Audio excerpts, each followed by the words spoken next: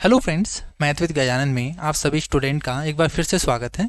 Last class में हमने CGL mains 2022 में जो 2 मार्च को पेपर हुआ था वो हमने सोल्व किया था।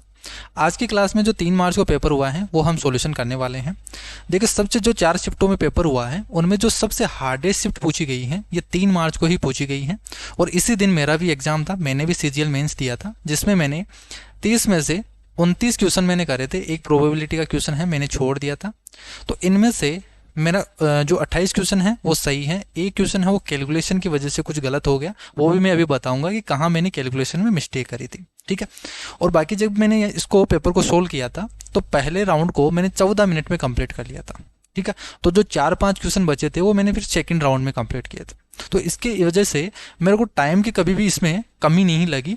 मैंने दोनों शिफ्टों में जो दोनों पेपर हुए थे, रीजनिंग और मैथ का, ठीक है, वो मैंने बिल्कुल टाइम के अंदर अंदर कंप्लीट सोल्व कर लिए थे। और मेरे मैथ में एक क्वेश्चन है वो कैलकुलेशन मिस्टेक की वजह से ही गलती हुआ है, बाकी मेरे सही हैं जितने भी मैंने किए थे। तो वो तरीका ही मैं आपको आज को बताने वाला हूँ कि आपको एग्जाम में कैसे करना है। ठीक है, जल्द से जल्द आपको टाइम कम लगे वो अप्रोच आपको लगानी है एग्जाम में। क्लियर है ना? तो वही तरीका हम आज की क्लास में सीखने वाले हैं। ठीक है। और कौन सी गलती आपको नहीं करनी है वो भी आपको यहाँ पे पता चल जाएगी। और जब भी आप टेस्ट दो, एक चीज़ का आप हमेशा ध्यान रखना, जब आप टेस्ट दो तो आपको 2 राउंड में करना है मैथ को। ठीक है, या आप एग्जाम दे रहे हो तो पहले राउंड में आपको वही क्वेश्चंस करने हैं जो आपको इजी, यानी पहले मतलब देखते ही आपको पता लग गया कि इनमें क्या करना है, तो उन क्वेश्चंस को आप पहले कर लो, इजी क्वेश्चंस को कर लो। और फिर जो हार्ड क्वेश्चन बच रहे हैं आपको लग रहा है कि ये टाइम टेकिंग है तो उनको एक बार स्किप कर दो। ठीक है। तो आप जब इनको करेंगे तो आपको मुश्किल से 5 से 6 क्वेश्चन ही ऐसे मिलेंगे कि जो थोड़े से आपको लग रहे हैं कि नहीं होगा अपन से। ठीक है, या उनमें कुछ टाइम लग रहा है तो उनको स्किप कर दो। बाकी के क्वेश्चंस तो आप करो। जैसे मान लीजिए आपने 25 क्वेश्चन है उनको कर लिया, बहुत ही ईजी है। तो अगर मान लीजिए उनको आपने 20 मिनट में कर लिया तो आपके पास फिर 10 मिनट बचेगी। 10 मिनट बचेगी 5 क्वेश्चन को करने में, यानी एक क्वेश्चन को 2 मिनट लग बचेगी आपके पास। तो 2 मिनट में आप फिर बेसिक से भी लग करोगे ना तो उन क्वेश्चन को हो जाएगा वो, चाहे वो कितना भी हार्ड हो। तो यही तरीका है आपको मैथ में, अगर आपको नंबर नहीं आ रहे हैं तो इससे 100% है आपके जो नंबर हैं वो इंक्रीज होंगे। आपको 2 राउंड में करना है मैथ को। पहले जो इजी आ रहे हैं उन क्वेश्चंस को करो और जो हार्ड लग रहे हैं उनको छोड़ते चलो। ठीक है। अब जो लास्ट में टाइम बचेगा ना, आपके पास बहुत टाइम बच जाएगा इजी इजी क्वेश्चंस करने के बाद में, तो उन क्वेश्चंस को बाद में कर लो। ठीक है। तो इस तरीके से ही आपका जो है मैथ का जो सेक्शन है वो आपको इंप्रूव होगा। अब देखिए शुरू करते हैं। सबसे पहले देखो पहला क्वेश्चन, आपसे पहला ही क्वेश्चन देखो, बहुत ही बढ़िया क्वेश्चन पूछा गया है। इसमें देखो हार्ड का कुछ ही नहीं है, टाइप तो वही है जो पहले पूछे जा रहे थे, बस इसमें कैलकुलेशन है वो थोड़ी सी ज़्यादा रख दिया तो वो हार्डेस्ट हो गया। ठीक है। इसीलिए जो एवरेज स्टूडेंट जो स्कोर है, एवरेज स्कोर है वो कम आया है 4 शिफ्टों के बजाय। ठीक है ना? तो देखो पहला क्वेश्चन आपसे पूछा गया है कंपाउंड इंटरेस्ट से कि 25,000 रुपये की राशि पर 3 वर्षों के बाद में 12% की वार्षिक दर से आपको चक्रवर्ती ब्याज बताना है, यानी कंपाउंड इंटरेस्ट बताना है। रेट आपको 12% देती। अब देखो इस क्वेश्चन को सोल्व करने के तो तरीके मैंने आपको बताए हैं कि जब भी कंपाउंड इंटरेस्ट को सोल्व करते हैं तो हम 7-8 तरीके से सोल्व करते हैं, लेकिन उन 7-8 तरीकों में से आपको बेस्ट तरीका कौन सा लगाना है वो देखो। इसमें आप फ्रैक्शन भी लगा सकते हो, ठीक है, आप फॉर्मूला भी लगा सकते हो, आप यहाँ से इफेक्टिव रेट का भी लगा सकते हो, या फिर वो 3-3-1 का वो मेथड मैंने आपको बताया था वो भी आप लगा सकते हो। मैंने कौन सा तरीका लगाया था? इसमें मैंने लगाया था इफेक्टिव रेट का। ठीक है, क्योंकि यही बेस्ट तरीका है। क्योंकि आप फ्रैक्शन करोगे, जैसे यहाँ से फ्रैक्शन का मैंने देखा, तो जैसे फ्रैक्शन का देखा तो देखो 4×3=12 और 25, तो 25/3 बन रहा था, 25 से 28 होगा। फिर हम अमाउंट करेंगे, क्यूब करना पड़ेगा। तो मुझे 28 का क्यूब उस टाइम पे याद नहीं हो रहा था क्योंकि सोल्व करना पड़ रहा था, फिर तो टाइम टेकिंग लगेगा वो तो। ठीक है ना, कि 28 का क्यूब करेंगे फिर सोल्व करेंगे, वापस से वो माइनस करना पड़ेगा, तो टाइम टेकिंग था ये। तो सबसे बेस्ट अप्रोच इसमें है इफेक्टिव रेट की। इफेक्टिव रेट, अब इफेक्टिव रेट कैसे निकालते हैं वो भी मैंने आपको पहले ही बता चुका हूं मैं लास्ट क्लास में। देखो 3x और यहाँ पे x क्यूब, ये तरीका होता है। 12% की है तो 12×3=36। ठीक है, 12 का स्क्वायर करना है 144, 144 को 3 से गुना करना है तो देखो कितना आ जाएगा, 4×12 और 14×42 और 43। ठीक है, और क्यूब करना है, 12 का क्यूब आपको पता है 13, देखो 11 का क्यूब कितना होता है 13×31, तो 12 का कितना है 17×28 जो होता है। अब आपको 2 डिजिट में रखना है, ये 2 डिजिट में रखना होता है, बाकी को तो आगे भेज दो। देखो 17 यहाँ पे भेजेंगे, इनको 17 जोड़ दो यहाँ पे, तो जैसे आप 17 जोड़ोगे तो यहाँ पे कितना हो जाएगा 449 हो जाएगा। यहाँ पे 2 डिजिट रखना है, ये उधर भेज दो, तो ये हो गया 40.4928। तो ये परसेंट हो गई। इसका सिंपली आपको 25,000 का इतना परसेंट निकालना, यही क्या होगा, कंपाउंड इंटरेस्ट होगा। अब देखो इसको 25 से पूरा गुना नहीं करना आपको।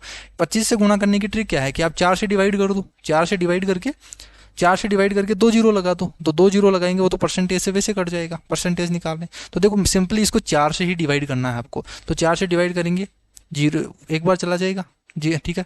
और यहाँ पे एक बार, 4 दूनी 8, और फिर एक बचेगा, तो 4 तिया 12 और 4 दूनी 8, ठीक है। कौन सा ऑप्शन आ रहा है? एक ही ऑप्शन आ रहा है, ये वाला। क्लियर है? तो ये इसका आंसर हो जाएगा, ठीक है ना। बाकी आप दूसरा तरीका भी लगा सकते हो, इसमें कौन सा लगा सकते हो आप? 3 3 1, ये है ना। तो सबसे पहले तो देखो 25,000 का 12% निकाल लो इस तरीके से कि 25,000 का 12% निकालोगे वो तो कितना आएगा? 3,000 आएगा। फिर 3,000 का 12% और निकालो तो 360 आएगा। फिर 360 का 12% और निकालोगे तो 12 चिगाड़ी 72 और 7 12 36, 36 और 7 43, ठीक है। तो यहाँ पे कितना हो जाएगा? 43 पॉइंट हो जाएगा। तो देखो 3 तिया 9, ये 9,000 हो गया। यहाँ पे 36 को 3 से गुणा करेंगे तो 1,080 होगा, और उसमें आप कितना जोड़ोगे? 43.2 जोड़ोगे, तो देखो 0.2 लास्ट में 3.2 आ रहा है, यानी 3.2 किस में हो रहा है? इसी में आ रहा है, तो ये आंसर हो जाएगा। बाकी इसको जोड़ के भी कर सकते हो। तो ये हो गया पहला क्वेश्चन। दूसरा देखो सिंप्लीफिकेशन का है, बहुत ही ईजी है। क्या करना है आपको? देखो ब्रैकेट को सोल्व कर लो, यहाँ से 12 या 36, यहाँ से घटाएंगे तो 12 बच जाएगा, ठीक है। अब देखो यहाँ पे डिवाइड का है तो 3 से डिवाइड करेंगे तो 4 आ गया। यहाँ से पहले डिवाइड करना पड़ेगा तो 18, 18 इंटू 4 करोगे 72, 76 में से 72 घटाओगे कितना आ गया? 4 आ गया। क्लियर है? नेक्स्ट क्वेश्चन देखो, इसका माध्यिका बताना है, मीडियन बताना है। मीडियन निकालते कैसे हैं कि पहले इनको असेंडिंग ऑर्डर में लिख दो, ठीक है, बढ़ते क्रम में लिख दो, और फिर बीच वाली जो टर्म होगी वही क्या होगी? इसकी मीडियन होगी। तो देखो सबसे पहले तो कौन सी आएगी? यहाँ पे 25, फिर उसके बाद में कितना है? 27, फिर उसके बाद में 29 है, फिर कितना है? 30 है, और फिर 32 है, और फिर 33 है, और एक 35 है, ठीक है ना। तो ये 3 और ये 3, बीच वाला कौन सा बचा? 30। तो यही क्या हो जाएगी? इसकी मीडियन हो जाएगी। ये तो देखो इसमें क्या पूछा है कि निम्नलिखित में से किससे विभाज्य है। तो देखो सबसे पहले तो यूनिट डिजिट क्या है? 5 है, तो ये 12 से तो होगा ही नहीं, ठीक है, क्योंकि इसमें तो 2 आ रहा है, तो 12 से नहीं होगा।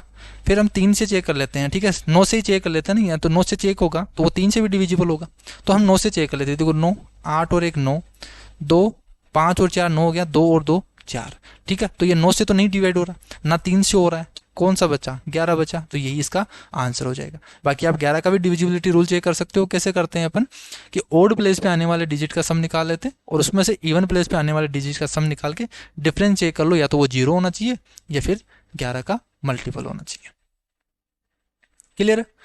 देखो नेक्स्ट क्वेश्चन है, ये भी कैलकुलेटिव क्वेश्चन पूछा गया था कि कोई माल है वो 3 व्यापारियों के हाथों में क्रमिक रूप से गुजरता है, और उनमें से प्रत्येक व्यापारी अपने माल को अपने क्रय मूल्य के 30% के लाभ पर बेचता है। यदि अंतिम व्यापारी ने माल को 300 रुपये में बेचा तो पहले व्यापारी ने कितने रुपए में खरीदा था।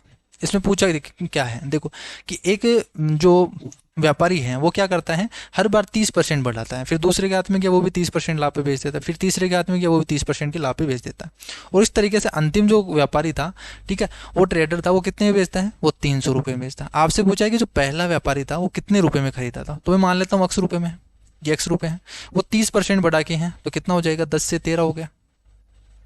दूसरा व्यापारी है वो फिर 30% पे बैठ रहा है, तो 10 से 13 हो गया, और 10 से 13 हो गया, 3 पे हो गया, और लास्ट में कितने में बेचा उसने? 300 रुपये में। तो सिंपली यहाँ से सोल्व करना, एक्स की वैल्यू निकालनी है। देखो क्या करेंगे, ये जीरो, ये जीरो, ये जीरो, तो यहाँ पे चला गया 3 बार। अब इसको सोल्व करना, देखो 13 से डिवाइड करना ही पड़ेगा इसमें, तो 13 से डिवाइड करेंगे तो देखो यहाँ से कितना आ जाएगा? 13 दूना 26, 4 बचेगा, 13 3 39, 1 बचेगा, नहीं जा रहा, तो 13 7 91, 9 बचेगा, तो लगभग 13 साथ इतनी बार जाएगा, ठीक है। मैं पॉइंट को इग्नोर कर रहा हूँ यहाँ पे। 13 से डिवाइड कर रहे हैं फिर से, तो 13 दूना 26 होता है, एक ही बार जाएगा 13 बार, फिर 10 बचेगा, 13 साथ 91 होगा, 9 बचेगा, 13 साथ 91 होगा, और यहाँ से 6 बचेगा, 13 65 हो जाएगा, ठीक है। 2 बचेगा तो 2/13 है, तो 13 साथ 91, 7 दूनी 14, यानी इतना होगा, ठीक है, लगभग आएगा। फिर 13 से डिवाइड करेंगे तो 13 से डिवाइड करेंगे तो 13 एकम 13, यहाँ पे 4 बच जाएगा, और 13 3 39, 13 3 39, और यहाँ पे 8 बचेगा, 13 65, 13 6 78, ठीक है, 13 6 78, तो यहाँ से 7 बचेगा, और 13 65, तो लगभग कितना आएगा? 136 पॉइंट समथिंग आएगा, 136.5 आ रहा है, तो कौन सा ऑप्शन आ गया? ए ऑप्शन हो गया। तो यहाँ पे केवल कैलकुलेशन में यहाँ पे इतना दे दिया, इसकी वजह से ये क्या हो गया? थोड़ा सा हार्डेस्ट हो गया। बाकी क्वेश्चन तो ईजी है, अगर यहाँ पे ईजी कैलकुलेशन देता तो ईजी होता, तो इस पर कैलकुलेशन थोड़ी सी ठीक ठाक है, ठीक है ना। दूसरा देखो इसमें पूछा गया है कि एक टैंक से दो इनलेट, यानी वो उसमें इन और मतलब जो पानी है वो आ रहा है उसमें, तो ए और बी जुड़े हुए हैं। ए और बी टैंक को 32 घंटे, तो देखो ए है वो इसे 32 घंटे में और बी है वो इसे 28 घंटे में भर सकता है। यदि दोनों पाइप को ए से शुरू करते हुए बारी बारी से 1 घंटे के लिए खोला जाता है तो टैंक कितने समय में भर जाएगा। देखो जब भी इस टाइप का क्वेश्चन आए ना तो सबसे पहले तो टोटल वर्क मानते हैं, ठीक है। तो यानी इनका एलसीएम मान लो, तो देखो एलसीएम मानेंगे तो कितना हो जाएगा, यहाँ से सबसे बड़ी संख्या कौन सी है, 32 है, तो यहाँ से कितना हो जाएगा, 8 चौक 32 होता है, इस तरीके से लिख दीजिए 8 चौक 32। अब यहाँ से 4 तो आ गया ना, 4 7 28, 7 और बच गया, तो ये हो जाएगा इसका एलसीएम। ये तो आता है ना आपको निकालना। सबसे पहले देखो 32 है ना, 32 में 8 और 4 का फैक्टर है। इसमें क्या है, देखो 4 तो आ गया ना, इसमें 4 तो हमने पहले ही ले लिया, इसमें 4 तो ये हो गया, बाकी का बचा कौन सा है, 7 है, तो वो भी हमने ले लिया। अब देखो यहाँ से सोल्व करेंगे, 32 से डिवाइड करेंगे, 8 चौक 32 से डिवाइड हो गया, यहाँ पे इसकी एफिशिएंसी 7 आ गई। यहाँ से 28 से डिवाइड करेंगे, 7 चौक 28, इसकी एफिशिएंसी आ गई 8। क्लियर है, इसकी 7 है, इसकी 8 है। अब देखो बारी बारी से भर रहा है, पहले ए भरेगा फिर बी भरेगा, यानी आपको डायरेक्ट ही करना, 7 5 15, यानी 15 यूनिट है ये भर रहा है कितने दिन में, सॉरी कितने घंटे में, 2 घंटे में।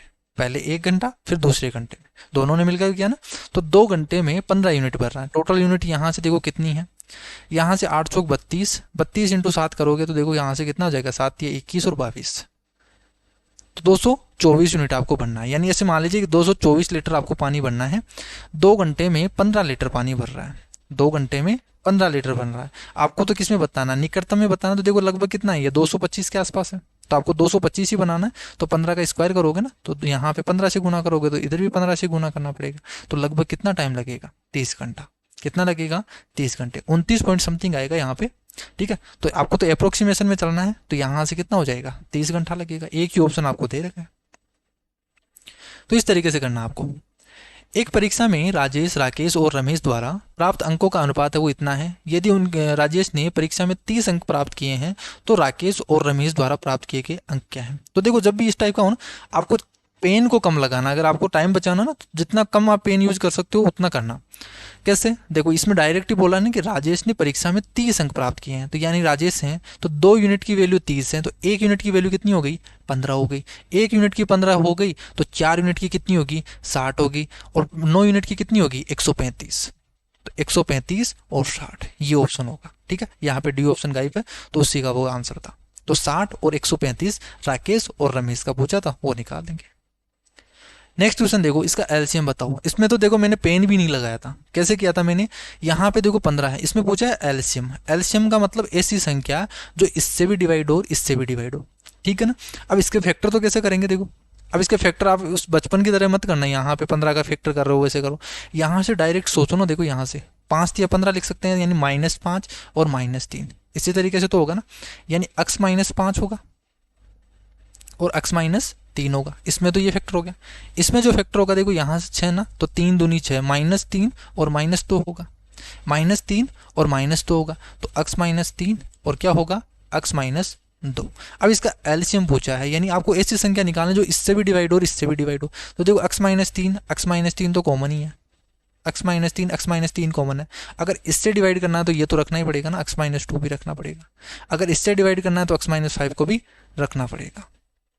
तो ये हो गया इसका एलसीएम, ठीक है। ये तो मैं लिख रहा हूँ यहाँ पे, मैं तो डायरेक्ट यहाँ पे -3 -2 क्या था, -5 -3 क्या, तो -2 भी होगा, -3 भी होगा, -5 भी होगा, -2 भी होगा, -3 भी होगा, -5 भी होगा। तो ये ऑप्शन टिक किया और आगे बढ़ गया, ठीक है। नेक्स्ट क्वेश्चन देखो, 3 kg चावल का मूल्य है वो 180 रुपये है, 8 kg चावल का मूल्य 5 kg दाल के मूल्य के बराबर है, 15 kg दाल का मूल्य है वो 2 kg चाय के मूल्य के बराबर है, 3 kg चाय का मूल्य 6 kg अखरोट के बराबर है, तो 10 kg अखरोट का लास्ट वाले का आपको पूछा है। तो आपको बस कुछ भी नहीं करना, आपको अलग अलग नहीं निकालना, डायरेक्ट आप अखरोट पे चलो। कैसे करेंगे, देखो 3 kg का कितना है, 180 रुपये है, 3 kg चावल का 180 है, तो 1 kg चावल का कितना हो गया, ये इतने रुपए हो गया क्या, और 8 kg चावल का मूल्य कितना हो गया, इतना हो गया।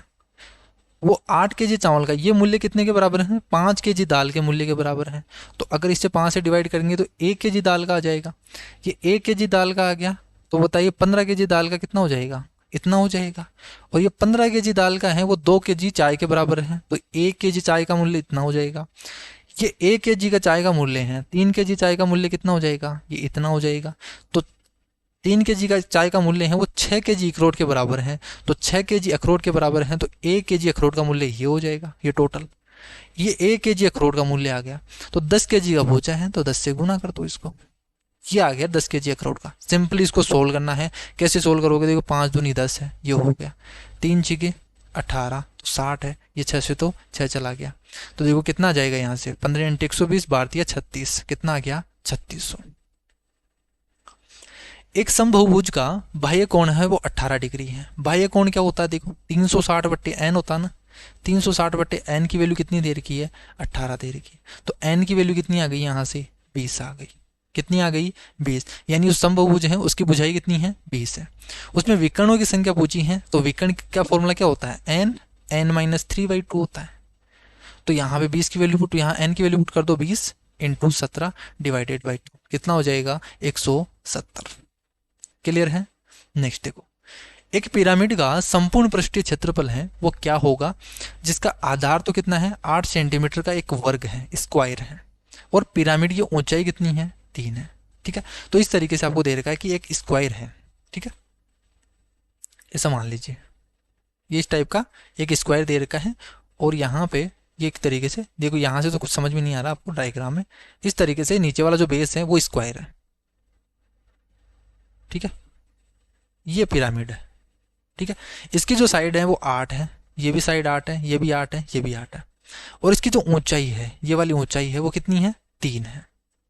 ये जो ऊंचाई है वो कितनी है 3 है।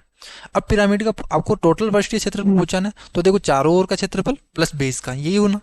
तो चारों ओर का तो कितना होगा इसका, ठीक है, कर्व सरफेस इतना कितना होगा, इसका लेटरल सरफेस एरिया कितना होगा कि 1/2 आधार का परिमाप, आधार का परिमाप इंटू तिर्यक एक ऊंचाई, slant height. Slant height, slant height कौन सी होती है, ये वाली। ठीक है ना, ये वाली। तो देखो ये वाली निकालनी है ना आपको, तो कैसे निकालेंगे, ये तो 4 है, ये सॉरी ये 8 है, तो आधी कितनी हो जाएगी, ये 4 हो जाएगी। ये 3 है, ये 4 है, ये 90 डिग्री बनेगा ना, ये तो हाइट है इसकी, तो ये परपेंडिकुलर होगा। तो ये 3 है, ये 4 है, तो ये वाली साइड कितनी होगी, स्लांट हाइट 5 होगी। तो यहाँ पे पुट करेंगे, देखो इसका पेरीमीटर तो कितना हो गया 8 चौक 32, 32 / 2 करेंगे 16, 16 को 5 से स्लांट हाइट से गुणा करेंगे 80। तो ये तो हो गया चारों, ये 4 सरफेस है ना, तो लेटरल सरफेस आ गया टोटल। बेस का और जोड़ दो, स्क्वायर है तो 64 और जोड़ दो इसमें, तो कितना हो जाएगा 144। ये आपको करना था। अगर मान लीजिए आपको फॉर्मूला भी नहीं पता, जैसे मैं भूल गया था वहाँ पे, ऐसे मान लीजिए कि मैं वहाँ पे एग्जाम में भूल जाता हूँ, तो फिर कैसे करेंगे, इसी क्वेश्चन को आपको करना तो है ना क्वेश्चन को। फिर देखो आपको अपना बेसिक वाला दिमाग लगाना है। जैसे मान लीजिए आप एग्जाम में भूल जाते हो, तो फिर देखो यहाँ पे वही बेसिक तरीका लगाओ। आप तो ट्राइंगल का तो एरिया पता ना आपको, ये वाला है। ठीक है, इस तरीके से। अब आपको देखो यहाँ से 4 ट्राइंगल बन गया ना, एक तो वाला ये ट्राइंगल बन गया, एक ये ट्राइंगल बन गया, एक पीछे एक इधर। तो आपको यहाँ से इसका परपेंडिकुलर निकाल सकते हो, जो हमारे पास कितना आया 5 आया ना, ये साइड कितनी है 8 है। तो देखो 1/2 आधार इंटू ऊंचाई, ठीक है, 2 से करेंगे तो कितना आ गया 20। तो देखो 20 इसका आया, तो 4 ट्राइंगल हैं, सेम ट्राइंगल है, तो कितना हो जाएगा 80। तो 4 ट्राइंगल का 80 हो गया, इसका एरिया कितना है 64 है, 80 और 64 जोड़ेंगे कितना आ जाएगा 144। क्लियर है ना। तो अगर फॉर्मूला भी नहीं पता तो आप इस तरीके से भी कर सकते हो। 2 समरूप त्रिभुजों का क्षेत्रफल है वो इतना है, तो क्षेत्रफल अगर उतना है तो इस आपको संगत उसकी साइड निकालनी, तो रूट कर दो यहाँ से, तो कितना आ जाएगा 14:25। 18 सेंटीमीटर की त्रिज्या आंतरिक त्रिज्या का एक अर्धगोलीय कटोरा है जो द्रव से भरा हुआ है। इस लिक्विड को 3 सेंटीमीटर त्रिज्या और 6 सेंटीमीटर जो आपको सिलेंड्रिकल बोतल में उनमें भरना है। प्याला खाली करने के लिए कितनी बोतलों की आपको आवश्यकता होगी। तो जब भी इस टाइप का होना तो हम क्या करते हैं, उसका वॉल्यूम इक्वल करते हैं। क्लियर ना, इसमें जो वॉल्यूम होगा वही एन बोतल में होगा, वॉल्यूम सेम होगा ना, जितना पानी भरा हुआ है उतना ही पानी बोतल में भरना है। तो आपको तो वॉल्यूम तो इक्वल ही करना है, तो वॉल्यूम इक्वल करना है। तो देखो अर्धगोलीय बोला ना, तो कितना हो जाएगा 2/3, 4/3 πr³ उसका टोटल का होता है, तो आधा का कितना होता है इतना हो जाएगा, इंटू 18 × 18 × 18। ये तो क्या हो गया इसका वॉल्यूम होगा। ये इक्वल कर दो आप किसके, बेलन के। तो पाई r² करोगे, रेडियस कितनी है 3 है, और इंटू हाइट कितनी है 6 सेंटीमीटर है। ठीक है, और इस टाइप की कितनी बोतलें हैं वो n मान लेता हूँ, आपको वही निकालनी है तो n मान लेता हूँ यहाँ पे। बस सिंपली इसको सोल्व करना है। देखो यहाँ से पाई कट के 3 से काटेंगे, 3 6 18, यहाँ से 6 से तो 6 कटा गया, यहाँ से 3 3 9 है, 9 दूनी 18 हो गया, तो 18 चौक 72 हो गया यहाँ से। ठीक है, तो n की वैल्यू कितनी आ गई यहाँ से 72, यानी 72 बोतल की आपको आवश्यकता होगी। क्लियर है। नेक्स्ट देखो, सुरेश, दिनेश और रमेश है वो 3:6:8 के अनुपात में धनराशि को निवेश करते हैं, और यदि उनके निवेश का अनुपात है वो 5%, 15% और 20% की वृद्धि हो जाती है उनके निवेश में, तो उनके प्रॉफिट का रेशियो आपको बताना है। क्लियर है। तो देखो सिंपली क्या है, उनके इन्वेस्टमेंट का रेशियो कितना है 3:6:8, यही है ना। उसमें 5%, 15% और 20% की वृद्धि होती है, तो टोटल कितना हो जाएगा। देखो यहाँ से आप डायरेक्ट करो, फिर कैसे करोगे,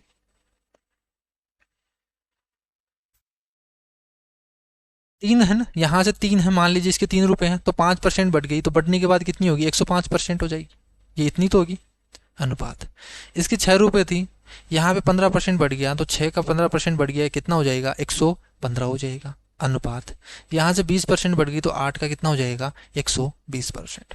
ठीक है, जो 1 साल दे रखा आपको, तो यही क्या हो जाएगा इसका प्रॉफिट का रेशियो हो जाएगा। सिंपली इसको सोल्व करना है। देखो सोल्व करेंगे, यहाँ से 3 से तो कट रहा है सभी, 5 से भी कट जाएगा, तो 15 से काट दो यहाँ से, तो 15 7 105, यहाँ से 15 से काटेंगे, देखो 5 से काटेंगे तो 23, और यहाँ से 3 से और काट दो, यहाँ से 15 से काटेंगे तो 15 × 120।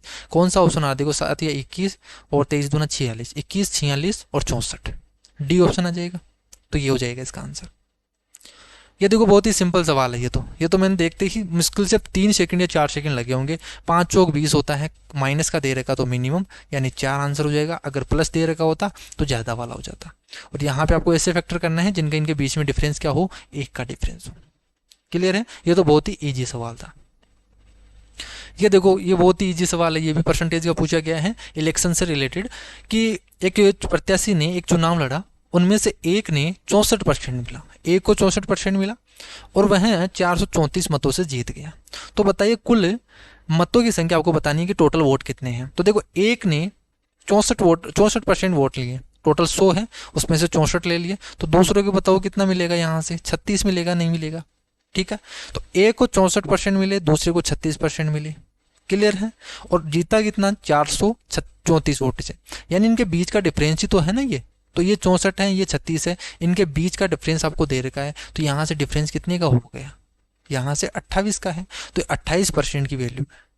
434 है, ये 28% की वैल्यू है, और आपको कितने की वैल्यू निकालनी है, टोटल पूछा है वोट, तो 100% की वैल्यू निकालनी है। सिंपली इसको सोल्व करना है। देखो यहाँ से सोल्व करेंगे, 4 से काटेंगे, 4 7 28, 4 यहाँ से 4 से तो नहीं कट रहा, देखो ठीक है ना, 4 से तो नहीं कट रहा, 2 से काट दो पहले, या पहले इसको काट दो 4 से 25, 7 से काट दो इसको, देखो 7 पंजे 35, और यहाँ से 7 6 42, जब 6 बार जा रहा ना, और 7 दूनी 14, 62 को 25 से गुणा करना है, तो 1/4 कर दो यहाँ से, तो 15 चौक 60, यानी 15.5 आएगा, कितना आ जाएगा 1550। तो जब भी आपको 25 से गुणा करना हो ना, तो आप 1/4 करके 0 0 कर दो। देखो यहाँ से डबल 0 करेंगे, 4 से डिवाइड कर दो, तो यहाँ से 15 और 5 चौक 20 आ रहा है, तो 155 बार जाएगा। ठीक है ना। नेक्स्ट क्वेश्चन देखो, एक कमरे की चौड़ाई है वो b है, उसकी ऊंचाई की दुगनी। ठीक है, कमरे की जो चौड़ाई b है वो उसकी ऊंचाई की दुगनी है, चौड़ाई है वो ऊंचाई की दुगनी है, और उसकी लंबाई की आधी है, उसकी लंबाई की कितनी है आधी है। कमरे के सबसे लंबे विकर्ण की लंबाई आपको बतानी है। विकर्ण क्या होता है, L² + B² + H² का अंडर रूट, लेकिन आपको देखो सभी b की फॉर्म में दे रखा है, तो आप b की फॉर्म में निकाल लो। ठीक है, ये तो b² रहेंगे, तो b = कितना है 2h है। ठीक है, जिसमें यहाँ से b² + L² करना चाह रहा हूँ, तो L = क्या होगा 2b होगा, तो 2b का स्क्वायर कितना हो गया 4b²।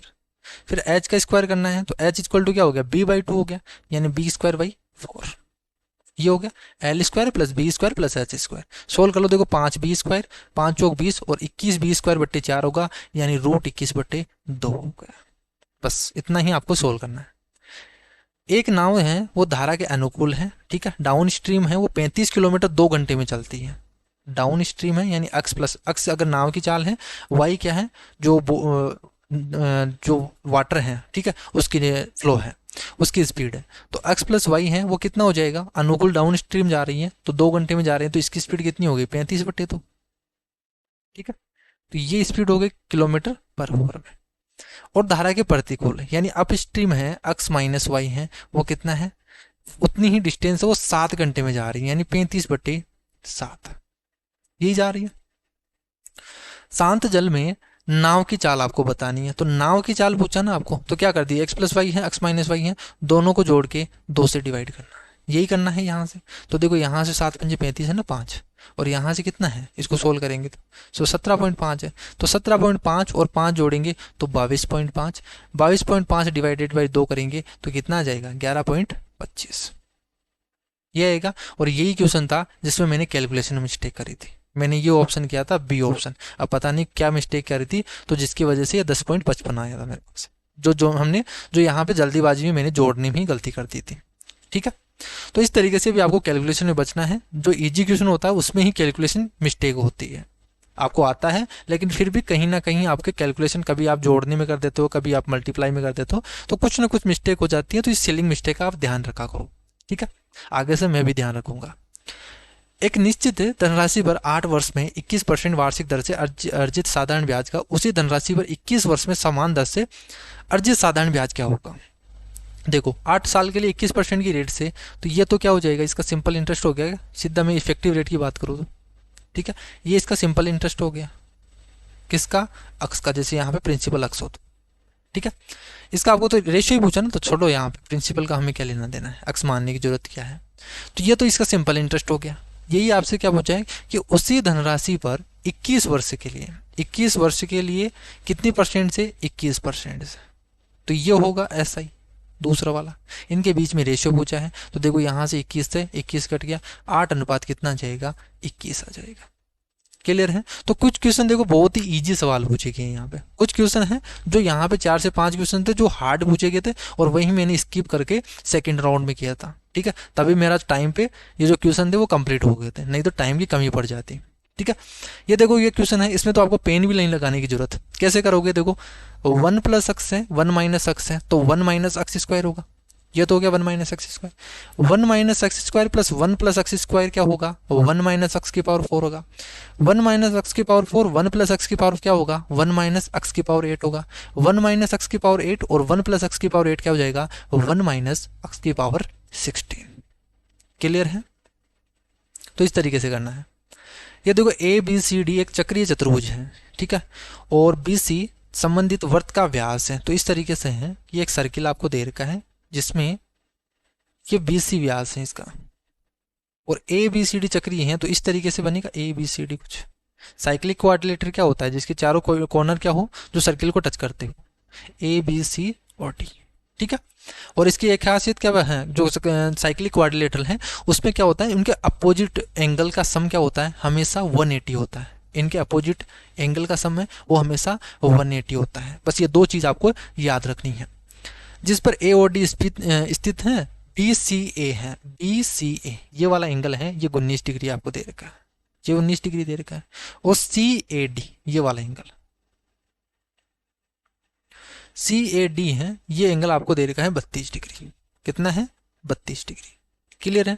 पूछा क्या है कि ए सी डी क्या होगा, ए सी और डी ये वाला एंगल आपसे पूछा है। क्लियर है। बी सी ए ये पूछा है ना आपको। देखो बी सी ए कौन सा दे रखा है, ये दे रखा है आपको, ये वाला आपको, ये 19 डिग्री दे रखा है। क्लियर है। अब देखो ये अगर व्यास है, ये क्या है, अगर डायमीटर है, ये डायमीटर द्वारा जो सरकमफेरेंस पे एंगल बनेगा वो कितना बनेगा, हमेशा 90 बनेगा ना, ये तो आपको पता है। तो अगर ये 90 है, ये 19 है, ये 19 है, ये 90 है, तो 90 माइनस 19 करोगे तो कितना बचेगा, यहाँ से 71 बचेगा। अभी मैंने आपको बताएंगे अपोजिट एंगल का सम क्या होता है, हमेशा 180 होता है। तो ये वाला एंगल कितना होगा, फिर 180 में से 71 घटाओगे तो कितना होगा, 109 डिग्री, ये होगा। तो ये 109 है, ये 32 है, 109 और 32 जोड़ दोगे तो कितना हो जाएगा, 142, सॉरी 141, ये 141 हो गया। तो बचा हुआ एंगल कितना होगा, 180 माइनस 141 होगा, तो कितना बचेगा यहाँ से 39 डिग्री। तो ये हो जाएगा ऑप्शन। तो ए सी डी पूछा आपसे, ए सी डी वाला पूछा है, ठीक है। तो आपको ये एक एंगल हमने निकाल लिया, तो ये बाकी का एंगल निकाल सकते हो आप। तो इस तरीके से आपको करना है। ये देखो प्रोबेबिलिटी का क्वेश्चन है जो मैंने छोड़ा था। कैसे करना है वो तरीका देखो। ए है वो 7 में से 5 बार सच बोलता है, कि यानी अगर 7 बार बोलेगा उसमें से 5 बार तो सच बोलेगा और 2 बार झूठ बोलेगा। बी है वो 9 में से 8 बार सच बोलता है, यानी 8 बार सच बोलेगा, 1 बार झूठ बोलेगा। इसकी क्या प्रायिकता है कि वे एक दूसरे के तथ्य को कॉन्ट्राडिक्ट करे, यानी खंडन करे, यानी एक सच बोलेगा तो दूसरा झूठ बोलेगा, दूसरा सच बोलेगा तो पहला झूठ बोलेगा। दो ही पॉसिबिलिटी है। यानी पहला अगर ए सच बोलता है तो सच बोलने की जो पॉसिबिलिटी है वो क्या है, 5 यानी 7 में से 5 बार सच बोलता है, तो 5 बार सच बोलता है 7 में से। तो पहला अगर सच बोलेगा तो दूसरा क्या बोलेगा, झूठ बोलेगा। तो झूठ बोलने की प्रोबेबिलिटी क्या है कि वो एक बार झूठ बोलेगा, तो एक बार झूठ बोलेगा कितने में से, 9 में से। या तो ये है, और जब भी आपके पास और आ जाए तब क्या करोगे आप, प्लस करोगे। क्या करोगे, प्लस करोगे। क्लियर है। फिर क्या हो सकता है कि बी क्या हो, सच बोले, तो बी सच बोलेगा तो 8/9, और ए झूठ बोले तो ए झूठ बोलेगा तो 2/7। ये होगा, यही पॉसिबिलिटी है। सोल्व कर लो यहाँ से, बेस तो समान है। देखो 5 और 8 दूनी 16, 16 5 21, 21 बट्टे ये होगा 7 से डिवाइड हो गया तो 3/9 होगा। 3/9 का मतलब क्या हो गया, 1/3। क्लियर है, ये हो जाएगा इसका आंसर। नेक्स्ट क्वेश्चन देखो, 17 मीटर ऊंचे एक सीधे खड़े स्तंभे के शीर्ष से एक सीधी खड़ी मीनार के शीर्ष का उन्नयन कोण है वो 60 डिग्री था। यदि मीनार की ऊंचाई 57 मीटर ऊंची थी तो खंबे के आधार से मीनार के आधार की कितनी दूरी है। देखो 17 मीटर का तो एक खंबा है, यानी ये छोटा है, और जो मीनार है वो बड़ी है, ठीक है। ये कितनी मीटर की है, 57 मीटर की। और इसके शीर्ष से इसके शीर्ष का जो एंगल है वो कितना है, 60 डिग्री। कितना है, 60 डिग्री। ये आपको बीच की डिस्टेंस पूछी है, इनके बीच की डिस्टेंस कितनी है। तो देखो ये 17 है, तो बाकी ये टोटल तो कितनी है, 57 है ना, तो बाकी की बची कितनी होगी, ये वाली कितनी होगी, 40 होगी। ये 40 होगी। और हमेशा मैंने आपको बताया है कि अगर आपको हाइट पता है तो बेस क्या होगा, 40/60 डिग्री है तो इसका 1/√3 होता है, 40/√3 होता है। अगर 30 होता तो √3 गुना होता, तो 40√3 हो जाता। 60 है तो 40/√3 है, 40/√3 को हम क्या लिख सकते हैं, 40/3√3। कैसे, ऊपर नीचे क्या कर दो आप, √3 से गुना कर दो, ठीक है, कोई फर्क तो नहीं पड़ेगा। तो 40√3 डिवाइडेड बाई 3 हो जाएगा। नेक्स्ट देखो, 3 व्यक्तियों का औसत वजन है। देखो एवरेज में क्वेश्चन को है ना, आप बिना पेन लगाए क्या करो, मैं तो कभी पेन ही नहीं लगाता इसमें। कैसे करना है, देखो 3 व्यक्तियों का औसत वजन है, औसत वजन में 4 kg की वृद्धि हो जाती है जब हो जाती है जब उनमें से एक व्यक्ति जिसका वजन 100 kg है को दूसरे व्यक्ति द्वारा प्रतिस्थापित करता है। तो नए व्यक्ति का वजन क्या है, तो देखो इसमें बोला क्या है कि जो एक व्यक्ति है उसको प्रतिस्थापित किया, जो जिसका वजन कितना था, 100 kg था, यानी उसको रिप्लेस किया गया है। 100 kg के जगह दूसरा लाया है, तो दूसरा आया है और उसकी वजह से 4 kg बढ़ा है। कितने व्यक्तियों में, 3 kg में। 3 व्यक्ति हैं, जैसे मान लीजिए आप परिवार में 3 सदस्य, जैसे आप मान लीजिए 2 भाई हैं और 1 बहन है, ठीक है, तीनों भाई मान लीजिए आप 3 भाई हैं और तीनों भाइयों में 4 रुपये बढ़ गए, ठीक है, 4 रुपये बढ़ गए, यानी कितने रुपये बढ़े आपके, 12 रुपये बढ़े ना। और कब बढ़े, देखो जब 100 kg की जगह दूसरा व्यक्ति आया, तो जब दूसरा व्यक्ति आएगा वो 4 यानी 12 रुपये ज्यादा लेके आएगा तभी तो बढ़ेगा ना, यानी 100 तो गया है, अब कितना आना चाहिए, वो 4 या 12, यहाँ से देखो 12 रुपये ज्यादा लेके आएगा तभी ही बढ़ेगा तीनों में। एवरेज में तो हमेशा इक्वल में बढ़ता है, यानी ये कितना लाएगा, ये 112 के। ऐसे मान लीजिए कि 100 रुपये थे, 100 रुपये वाला चला गया। अब 4 रुपये तीनों के हिस्से में आए हैं, एक्स्ट्रा आए हैं, वो कब आएंगे कि वो 12 रुपये एक्स्ट्रा लेके आएगा तभी तो आएंगे ना। तो अगर 12 रुपये एक्स्ट्रा लेके आया तभी ही 4 बढ़ेगा, ठीक है। तो जो नया व्यक्ति आया है उसका वजन कितना होगा, 112 kg। तो इसमें तो बस मैंने यहाँ पे तो दिमाग लगाने की दिक्कत है, ठीक है, आपको पेन लगाने की तो कोई ज़रूरत ही नहीं है यहाँ पे। आपको अगर माइंड में क्लिक हो रहा है डायरेक्ट, तो ये क्वेश्चन मुश्किल से 3 सेकंड या 4 सेकंड का है। जैसे आपने पढ़ लिया ना, उसके 3 से 4 सेकंड लगेंगे क्वेश्चन को सोल्व करने में। डायरेक्ट बोला है कि 4 kg बढ़ रहा है, तो मैंने तो यहाँ से देखो 3 kg, 3 व्यक्ति हैं तो 12 बढ़ के आया, तो 12 ज़्यादा लेके आया होगा वो, तो 12 ज़्यादा लेके आएगा तो कितना आएगा, 112 kg। ये देखो बहुत ही अच्छा सवाल था ये, ठीक है, ये बहुत ही अच्छा सवाल है। क्या पूछा है, देखो इसमें मानक विचलन पूछा है, स्टैंडर्ड डेविएशन पूछा है। अब स्टैंडर्ड डेविएशन आपको पता होगा, स्टैंडर्ड डेविएशन क्या होता है, स्क्वायर रूट ऑफ वेरिएंस। जो माध्य विचलन होता है उसका रूट करना होता है, तब हमारे पास क्या होता है, स्टैंडर्ड डेविएशन होता है। उसका तरीका क्या होता है, तो देखो वो होता है कि सबसे पहले तो इनका एवरेज निकालते हैं अपन, इसका एवरेज निकालते हैं। देखो 5 3 8, 8 और 4 12, 12 और 7 19, तो 19 डिवाइडेड बाई 4, ये तो इसका आ गया एवरेज, ये एवरेज आ गया। फिर आपको एवरेज से डिफरेंस देखना होता है, इनका प्रत्येक का डिफरेंस देखो कि कितना कितना डिफरेंस है। तो देखो इसका पहले का देखेंगे 5 का, तो घटा दीजिए यहाँ से 5 चौक 20, यानी 1/4 का डिफरेंस आएगा। प्लस माइनस को इग्नोर कर दो आप।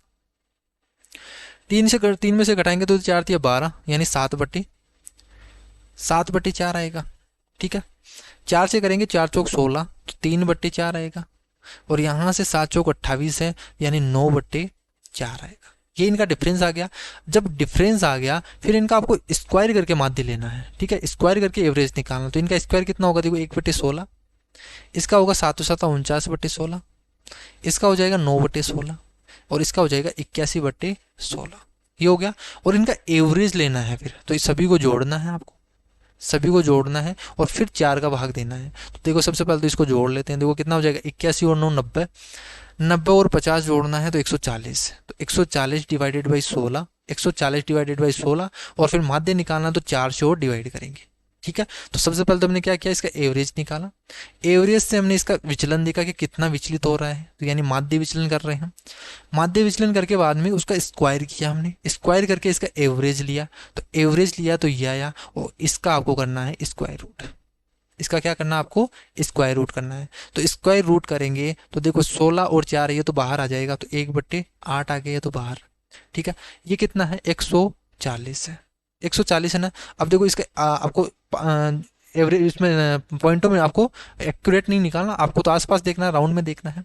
तो 144 है, देखो 144 कितना होता है, 12 का होता है ना, तो लगभग 12 होगा, इसे मान लेता हूँ मैं, इसको थोड़ा सा ज़्यादा मान के चल रहा हूँ।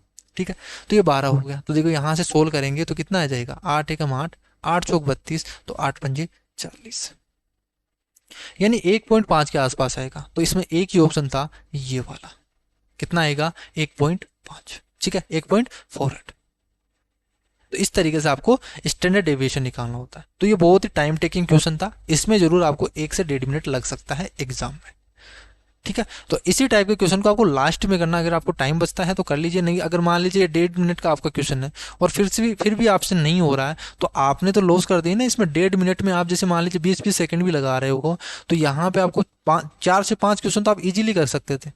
ठीक है ना, तो 4-5 क्वेश्चन का लॉस हो गया ना, अगर आपने हार्ड क्वेश्चन को पहले ही सोल्व करना चाहा तो 4-5 क्वेश्चन अगर आप इजी क्वेश्चन उनको सोल्व करते तो आपका 4-5 क्वेश्चन ज़्यादा सोल्व होते। और आपने अगर हार्ड क्वेश्चन को पहले ही ले लिया अटेम्प्ट में, तो अगर नहीं हुआ वो बाई चांस, तो फिर तो आपका जैसे मान लीजिए पेपर है उस पर कम मार्क्स आना तय है। तो इसी तरीके से आपको टाइम बचाना है और इस तरीके से आपको पेपर को सोल्व करना है। रीवा के पास कुछ मुर्गियां हैं और कुछ बकरियां हैं। यदि जानवरों के सिरों का, उनके हेड हैं, टोटल कितने हैं, 100 है, और जानवरों के पैरों की कुल संख्या कितनी है, 348 है, तो रीवा के पास कुल कितनी बकरियां हैं। इस टाइप के क्वेश्चन में भी आपको पेन लगाने की जरूरत नहीं है। कैसे करना है, देखो मुर्गियों के कितने पैर होते हैं, सबको पता है 2 पैर होते हैं, और जो बकरियां होती हैं उनके कितने पैर होते हैं, 4 पैर होते हैं, यानी दोनों में 2-2 पैर तो होते ही हैं। बकरियों के केवल 2 पैर एक्स्ट्रा होते हैं, तो उनका कुछ एक्स्ट्रा आएगा। क्लियर है, तो दोनों के 2-2 पैर तो होते ही हैं, ये तो आना है। जैसे टोटल कितनी है, टोटल सिर है, सिर का मतलब है दोनों मिलाकर कितनी है, 100 है। तो दोनों मिलाकर अगर 100 है तो टोटल पैर कितने होंगे, देखो 100 है तो 200 पैर तो होने ही होने हैं। 200 पैर तो कितने हैं, 200 पैर तो होनी ही है, जिसमें मुर्गियां के हो गए और 2 पैर कितने हो गए, बकरियों के। तो 200 तो आनी ही आनी है, तो 200 घटा दिए यहाँ से, टोटल कितने हैं, 348 है ना, तो 200 तो हो गए। ये 148 बचे। ये 148 किन के पैर बचे हैं, इन बकरियों के तो बचे हैं ना, बाकी की जो बकरियां हैं 2 पैर बचे हैं, इनके तो बचे हैं। तो 2 बकरियां, जो बकरियां बची हैं उनके इतने पैर हैं और कितने बचे हैं, 2, तो 2 पैरों के हैं। तो यानी अगर आपको टोटल निकालना तो 2 का डिवाइड कर देंगे, यहाँ से कितना आ गया, 74, यानी बकरियों की संख्या कितनी है, 74 है। क्लियर है, इसे तो आप माइंड में भी कर सकते हो, आपको पेन भी नहीं लगाने की जरूरत, और इस टाइप के आपको एग्जाम में करने भी नहीं है, टाइम भी आपको पेन भी नहीं लगाना, आपको एग्जाम में माइंड में ही करना है, डायरेक्ट करना है। 200 है, 200 घटाया 148 आया, 148 का आधा करना है, कितना आ गया, 74 आ गया। बस इसी तरीके से करके करना है। ये तो देखो बहुत ही अच्छा, मतलब अच्छा क्या बोले इसको, तो बहुत ही लल्लू सवाल है क्या पूछा गया है, देखो यहाँ से सब गलत सूत्र कौन सा है, ये तो सबको ही पता है, ठीक है। Cosec square theta minus cot square theta क्या होता है, ये सही है। Sec square theta minus tan square theta एक होता है। Sine square theta plus cos square theta एक होता है। ये एक ही ऑप्शन दे रखा था, गलत है। Sec square theta plus cos square theta एक नहीं होता है। एक क्षैतिज तल पर इमारत के आधार से 70 मीटर की दूरी पर उसके शीर्ष से का उन्नयन कोण है वो 60 डिग्री पाया गया। देखिए इस तरीके से ये 70 है और इसके मीनार का जो एंगल ऑफ एलिवेशन है वो कितना है, 60 डिग्री है। मीनार की ऊंचाई बतानी है, तो मुझे बताइए ये कितना हो जाएगा, 30 हो जाएगा क्या। अभी मैंने बताया 30 है, तो ये क्या होता है, 70√3 होता है। इसका √3 गुना होता है अगर 30 डिग्री के पास वाली साइड निकालनी हो तो, ठीक है। तो कितना आ जाएगा, 70√3 हो जाएगा। एक कार के अंकित मूल्य पर दी गई 12%, 18%, 25% की क्रमिक छूट की किस एकल छूट के समतुल्य होगी। अब देखो यहाँ पे आपको फ्रैक्शन में नहीं फंसना, आपको बस फॉर्मूला लगाना है। फॉर्मूला क्या है, तीनों को जोड़ो आप, ठीक है। फॉर्मूला देखे हुए बता देता हूँ कि x plus Y plus Z minus करते हैं अपन X Y plus Y Z plus Z X divided by 100 minus plus X Y Z divided by 10,000, ठीक है। ये करते हैं, तो इसको तो इग्नोर करो क्योंकि 10,000 है, बहुत ही पॉइंटों में आएगा। इसको सोल्व करना आपको, देखो x plus Y plus Z कर दो पहले, तो इनको जोड़ दो, 18 और 2 20, 30, 30 और 55, यानी 55 में से घटाना है कितना, x वाई करोगे, देखो उनको मल्टीप्लाई करते चलो, 18 इंटू 12 करेंगे तो कितना आएगा, 216 आएगा, 216 आएगा। 18 इंटू 25 करोगे, देखो 1/4 करेंगे तो 4 चौक 16, 2 बचेगा यानी 450 होगा। कितना होगा, 450। और तीसरा करना है, इसको मल्टीप्लाई करना, 25 इंटू 12 करेंगे वो तो कितना होता है, 300 होता है। देखो यहाँ से कितना हो गया, 4 3 7 2 9, 900, यहाँ से कितना हो गया 966, ठीक है। माइनस डिवाइडेड बाई 100 करोगे तो 9.66 हो जाएगा। 55 है, 55 में से 9.66 घटाना है यानी 10 घटा दो, 45 पॉइंट समथिंग आएगा। कौन सा ऑप्शन आ रहा है, सी ऑप्शन आ रहा है, एक ही ऑप्शन है। लास्ट क्वेश्चन देखो, ये भी एवरेज का क्वेश्चन सवाल पूछा गया है कि 20 संख्याओं का एवरेज है वो 32 है, यानी 20 अगर 20 व्यक्ति हैं तो सबके पास 32 रुपए हैं। क्लियर है। यदि दो व्यक्ति हैं, जैसे मैं रिलेट कर रहा हूँ आदमियों से, तो 2 व्यक्ति हैं जिनके पास 29 है, एक के पास 31 है, तो कितने रुपए कम है। देखो अगर 2 व्यक्ति हैं सबके पास 32 रुपये होने चाहिए थे, लेकिन एक के पास 29 है यानी कितने कम है, 3 रुपये कम है ना। इसके पास 31 है तो इसके पास कितने कम है, 1 रुपये कम है, यानी टोटल कितने कम हो गए, 4 रुपये कम हो गए ना। तो टोटल 4 रुपये कम हो गए। शेष संख्याओं का आपको पूछा है, तो 2 तो हट के बाकी के बचे कितने, 18 व्यक्ति बचे हैं। तो अगर 4 कम हो गए हैं, इनके 4 कम हो गए हैं, बाकी को सबको 4 मिले, 4 रुपये एक्स्ट्रा मिले हैं ना 18 को। भाई अगर 2 व्यक्तियों को 4 रुपये कम मिले हैं तो इनके हिस्से का उनको मिलेगा, ठीक है, 18 व्यक्तियों को। तो 18 व्यक्तियों को ये 4 रुपये ज़्यादा मिलेंगे, तो इनका इफेक्ट कितना आएगा। देखो यहाँ से 2/9 हो गया ना, 2/9 का मतलब कितना होता है, 1/9 का मतलब 11 9 99, यानी 11 से 1/9 होता है, यानी 0.22 होगा, ठीक है लगभग। तो 0.22 ज़्यादा मिलेंगे 18 व्यक्तियों को, तो जो 18 व्यक्ति हैं उनको 0.22 सबको ज़्यादा मिलेंगे, तो कितने हो गए फिर 32.22। तो इस तरीके से माइंड में करना था, ये भी मैंने माइंड में ही किया था कि डायरेक्ट करना है, क्योंकि 3 कम है ना, 4 कम है ना, तो 4 का हिस्सा जो 4 कम हुआ है वो 4 का हिस्सा उन 18 को ज़्यादा मिलेगा। तो 4 का इफेक्ट हमने देख लिया कि 18 पे कितना आ रहा है, तो वो 0.22 का आ रहा है कि उनको 0.22 पे से ज़्यादा मिलेंगे। तो 32 तो पहले ही मिल रहे थे 18 व्यक्तियों को, तो 0.22 और ज़्यादा मिल गए, तो कितने मिलेंगे 32.22। क्लियर है। ये 30 क्वेश्चन थे, आई होप आपने एंजॉय किया होगा और अच्छे तरीके से आपको समझ में आए होंगे, ठीक है। CHSL का जो आंसर की है वो आज उसकी लिंक है वो तो एक्टिवेट हो गई है, लेकिन उसको जो आंसर की है वो कल आएगी, ठीक है। अभी तो लिंक की है अपलोड हुई है, उसमें एक्टिव हुई है, तो कल आपको देखने को मिल जाएगा, उसमें आंसर की भी आपको आ जाएगी। तो जब ये जो CGL मेंस के पेपर हैं, 2 पेपर और बचे हैं, उनको सोल्व करने के बाद हम जो CHSL के पेपर हैं उनको हम सोल्व करना स्टार्ट करेंगे। क्लियर है। और टेलीग्राम चैनल को ज्वाइन कर लीजिए आप, ताकि आपको किसी भी तरीके की इन्फॉर्मेशन देनी हो तो आपको टेलीग्राम चैनल पे आसानी से दे सकूँ। क्लियर है। नीचे डिस्क्रिप्शन बॉक्स में आपकी लिंक मिल जाएगी, वहाँ से आप ज्वाइन कर सकते हो। तो आज के लिए इतना ही, नेक्स्ट वीडियो में मिलते हैं नई शिफ्ट के साथ, तब तक के लिए bye bye, take care, thank you.